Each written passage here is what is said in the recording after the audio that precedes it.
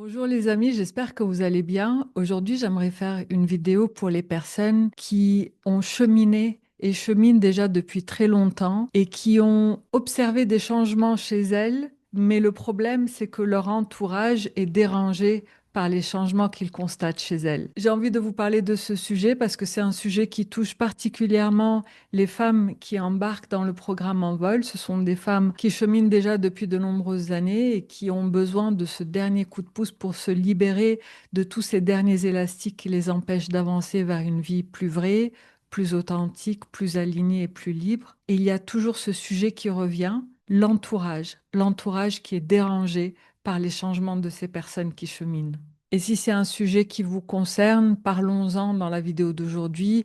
Partagez aussi en commentaire comment vous vivez les choses et peut-être que vous avez trouvé des manières de faire pour pouvoir pacifier tout cela. En tous les cas, aujourd'hui, je vais vous partager mes clés personnelles et également celles que je partage dans le programme Envol. Si vous avez envie de savoir si ce programme est fait pour vous, s'il est exactement ce qu'il vous faut aujourd'hui, n'hésitez pas à cliquer sur le premier lien dans la description de la vidéo pour prendre un appel avec moi pour en parler de vive voix. Le premier changement qu'on peut observer quand on entame ce processus, ce chemin de libération, c'est que petit à petit, on commence à placer des limites. Déjà, on commence à mieux se connaître, donc on arrive à identifier nos limites, ce qui est tolérable, ce qui est acceptable, ce qui est inacceptable.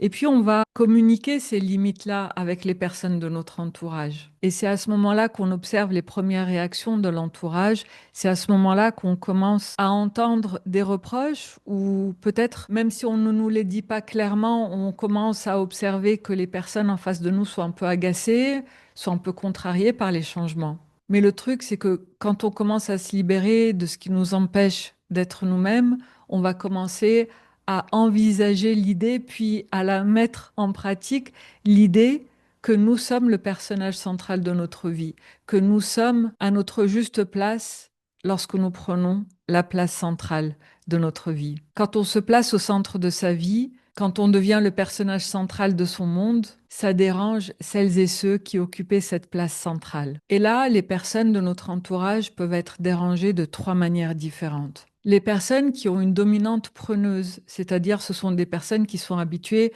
à se servir du meilleur de votre énergie, qui sont habituées à prendre une belle part dans la situation, ces personnes-là vont être dérangées à partir du moment où vous allez cesser d'accepter l'inacceptable. Parce qu'il se trouve qu'il y a certaines blessures, donc qui sont les blessures d'oubli de soi, invisibilité ou humiliation. Il y a certaines blessures qui ont tendance à toujours laisser l'autre se servir à sa guise, qui sont très permissives, qui sont très tolérantes, qui se suradaptent, qui sont toujours dans faire plaisir aux autres, ça ne fait rien, c'est pas grave, je me servirai après, la prochaine fois ce sera pour moi.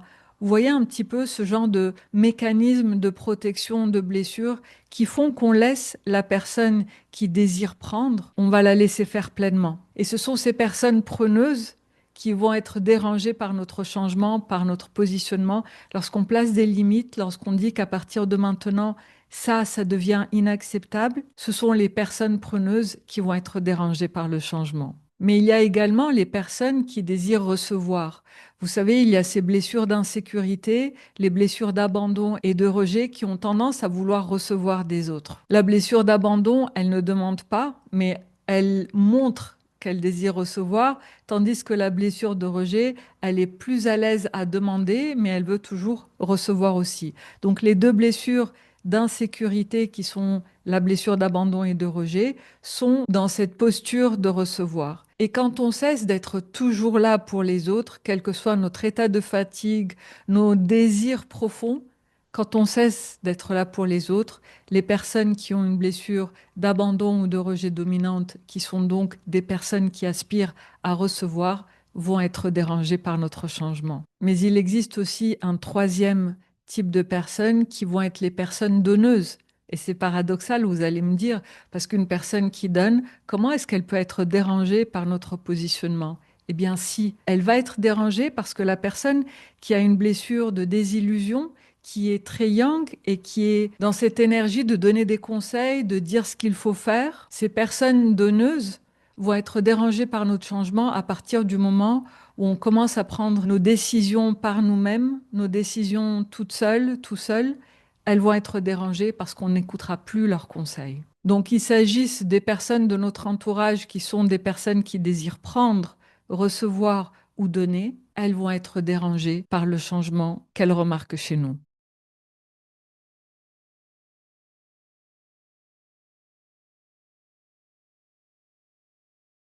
Et la blessure d'invisibilité qui est toujours dans un mécanisme de vouloir se suradapter, de vouloir paraître la bonne personne, la personne bienveillante, la personne gentille. Cette blessure d'invisibilité qui cherche au plus profond d'elle-même ce sentiment de paix, elle ne veut surtout pas de conflit. Elle va souvent nous pousser à marcher comme sur des œufs. On va toujours faire attention à ce qu'on dit, à ce qu'on fait, à comment on regarde. Même le ton de notre voix, il doit rester doux.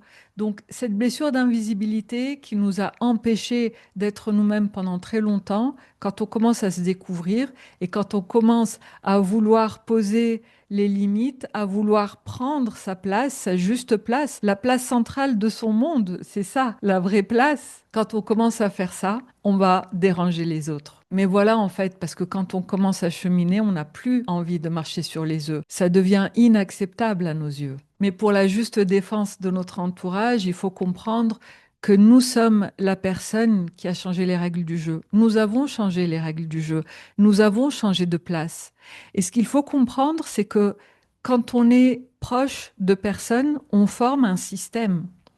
Et quand je change de place, je bouge et je me mets à une autre place dans le système, les personnes sont obligées de se repositionner aussi. Je ne peux pas bouger, je ne peux pas changer de place sans que les autres n'ajustent aussi la leur. Parce qu'un système doit toujours rester en équilibre. Et si je bouge, je modifie l'équilibre du système et les autres personnes, pour qu'on puisse retrouver l'équilibre, doivent bouger aussi ou bien quitter le système. Et c'est ça le risque en fait. Le risque quand on chemine, et ça je pense que pour celles qui cheminent depuis longtemps, elles le connaissent ce risque-là, pour l'avoir probablement vécu au moins une fois, c'est qu'on peut perdre des personnes en cours de route. Ce sont des personnes qui n'acceptent pas notre changement, ce sont des personnes qui n'acceptent pas de bouger, de changer de place dans le système pour qu'il soit équilibré, ce sont des personnes qui préfèrent nous perdre parce qu'elles estiment qu'elles n'ont plus grand-chose à prendre ou à recevoir de la relation, peut-être. En tous les cas, ce sont des personnes qui vont préférer quitter le système plutôt que de bouger et de le laisser en équilibre. Et ici, véritablement, je n'ai pas de suggestion à faire parce qu'il y a la loi du libre arbitre. Chaque personne est libre de bouger ou de sortir d'un système. C'est vraiment une loi sacrée, cette loi du libre arbitre. Donc il n'est pas possible de faire en sorte que la personne accepte notre changement. C'est elle qui doit décider librement si elle accepte ou pas. Notre seule décision, c'est est-ce qu'on est prêt à bouger et à mettre des limites et à prendre sa place véritable, ou est-ce que c'est trop douloureux, juste à l'idée de perdre une personne, c'est trop douloureux et donc on ne change pas de place et on continue à se suradapter.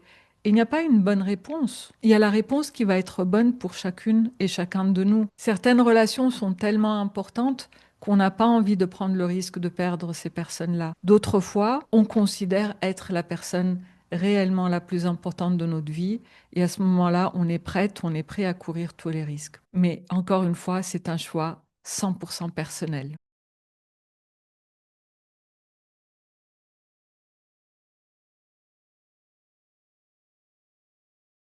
Le truc ici, c'est que quand on chemine, plus on se connaît et plus on parvient à voir la vraie valeur de chaque chose. Et une fois qu'on voit quelque chose, on ne peut plus faire semblant de ne pas la voir.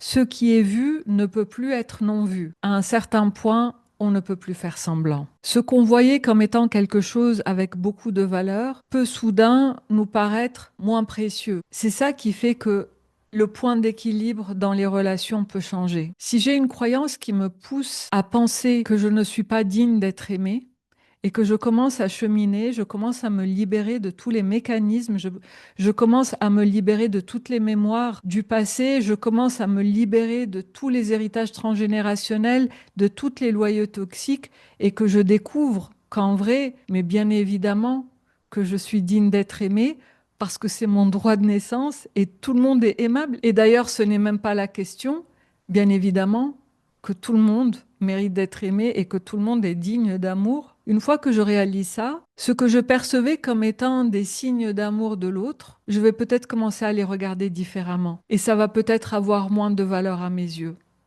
Si avant je pensais que personne ne pouvait m'aimer et que je devais être remplie de gratitude pour cet être qui dit m'aimer, comme si c'était le seul sur Terre qui pouvait y arriver, à ce moment-là, qu'est-ce qui se passe?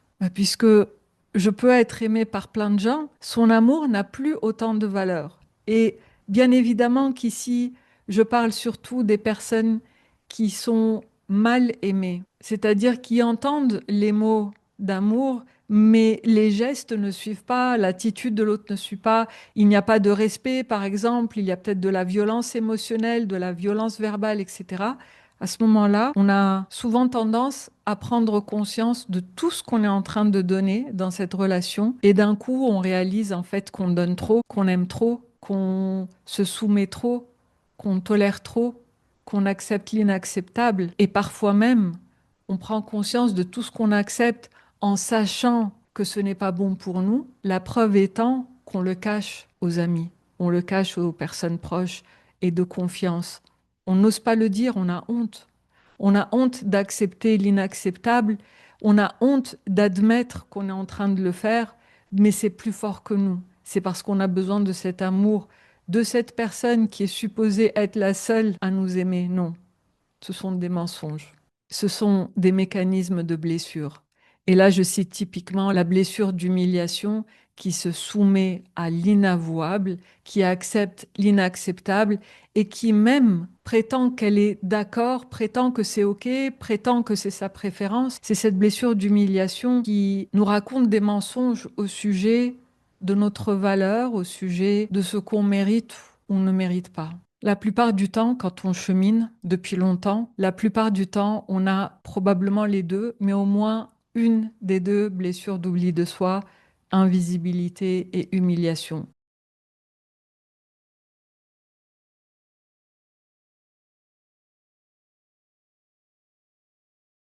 Voici donc les trois raisons pour lesquelles les personnes autour de nous peuvent être dérangées par notre changement. Mais ce que j'ai envie de vous dire, à vous qui cheminez depuis longtemps et qui êtes en train de vous libérer de tous ces mécanismes de blessure courageusement, j'ai envie de vous dire, mais je suis de tout cœur avec vous, bravo, continuez à cheminer. Et si les personnes de votre entourage sont dérangées, eh bien, c'est une bonne nouvelle. C'est le signe que vous êtes vraiment en train de changer au niveau de votre énergie. Et encore une fois, je ne dis pas ça pour que vous arrêtiez de faire plaisir aux gens que vous aimez, pas du tout.